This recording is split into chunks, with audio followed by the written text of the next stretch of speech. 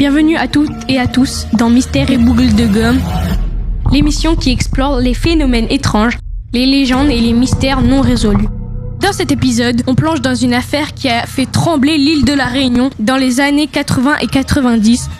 Une créature effrayante, mi-homme, mi-coq, qui aurait été aperçue dans plusieurs quartiers, provoquant peur et fascination.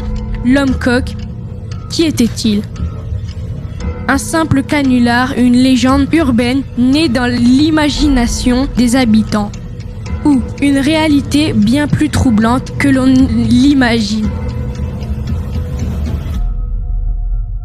Accrochez-vous, nous allons mener l'enquête. Enfin, le quotidien a mené l'enquête. Vous êtes sur Mystère et Boucle de Gomme, et la vérité est peut-être plus étrange que la fiction. Ou simplement, comme l'a dit Mulder à Scully, la vérité est ailleurs. Barnabé, Mathis, Maxime et Nilam, c'est à vous.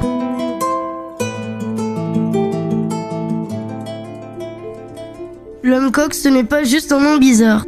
C'est une légende urbaine qui fait frissonner la Réunion depuis des générations. L'histoire de l'homme-coq est une légende urbaine tenace qui a défrayé la chronique dans les années 80-90. Figure fantomatique, rock militaine local, il a terrorisé les enfants, fait douter des adultes. À peine un nom prononcé et bien des réactions sont observées, tantôt des rires, tantôt des sourires, parfois juste un silence. Plus de 35 années sont passées depuis l'apparition de l'homme-coq. C'était en novembre 1988 dans une école de Savannah. Depuis, le mythe n'a pas été entretenu, mais les anciennes générations s'en rappellent comme si cela s'était produit hier.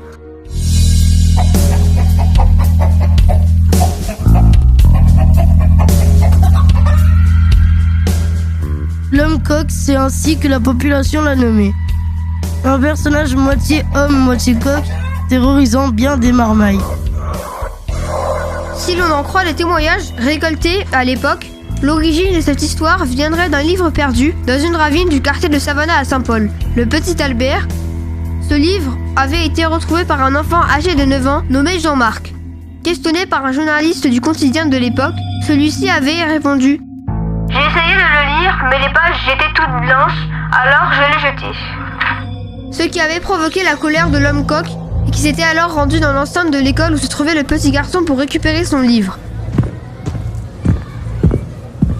L'homme-coq avait par la suite été aperçu dans plusieurs endroits de l'île, peut-être pour nourrir sa légende. De l'Ermitage à Savannah en passant par Saint-Gilles-Léo, le coq rôdait. C'est un témoignage d'enfants qui avait lancé la rumeur, créant ainsi une véritable psychose sur l'ensemble du territoire.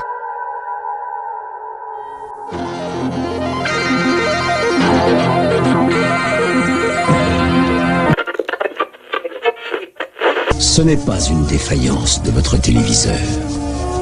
N'essayez tout rapportait un discours concordant sur la description de l'homme-coq. Il était habillé normalement avec un short et une chemise blanche, mais sa tête était celle d'un coq.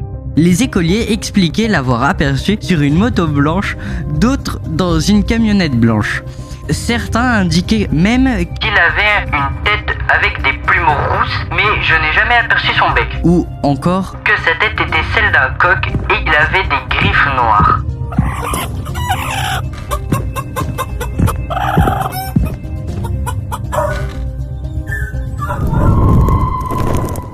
était-il possible que tous ces enfants aient simplement fabulé, laissé libre cours à leur imagination ? Quoi qu'il en soit, la psychose était assez grande pour que les autorités s'emparent du problème. Le sous-préfet de Saint-Paul, à l'époque, avait lancé une série de patrouilles dans les quartiers de Guillaume, de Fleurémont et encore de Savannah pour tenter de mettre la main sur celui qui ne pouvait être qu'un simple plaisantin masqué.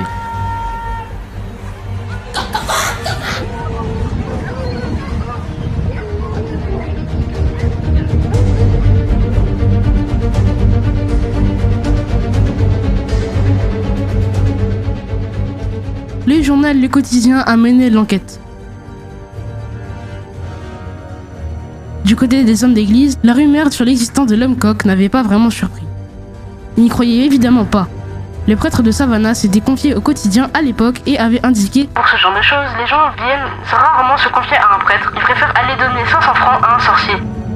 Les rumeurs de ce type reviennent régulièrement à La Réunion. C'est comme une deuxième religion. Et parce que les médias participent immanquablement à alimenter les légendes urbaines, le quotidien avait fait l'écho de cette affaire le 1er décembre 1988, enquêtant sur l'existence de l'homme coq. Les résultats s'étaient montrés peu fructueux. Les témoignages d'enfants, en revanche, étaient nombreux. C'est une histoire flippante. À ce jour, il n'existe pas la moindre preuve que cet homme volatile ait réellement existé. Pourtant, certains assurent un jour l'avoir vu, à pied ou sur sa moto blanche, errant dans une cour d'école pour terroriser les marmailles ou parfois dans une église à la recherche de son livre perdu.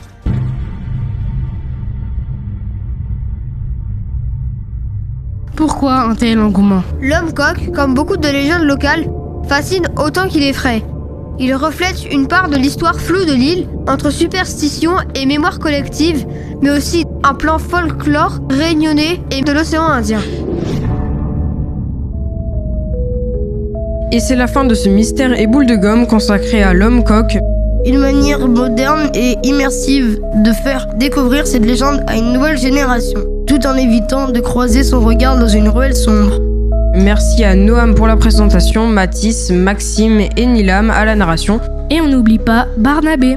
Merci à toi, Sakima. Toutes ces informations proviennent du journal Le Quotidien Et sur le site de Image Presse. Si tu veux réécouter cette émission, c'est la semaine prochaine, même jour, même heure, sur le 100.7 FM. Mystère et boucle de gomme, l'émission qui explore les phénomènes étranges, les légendes et les mystères non résolus.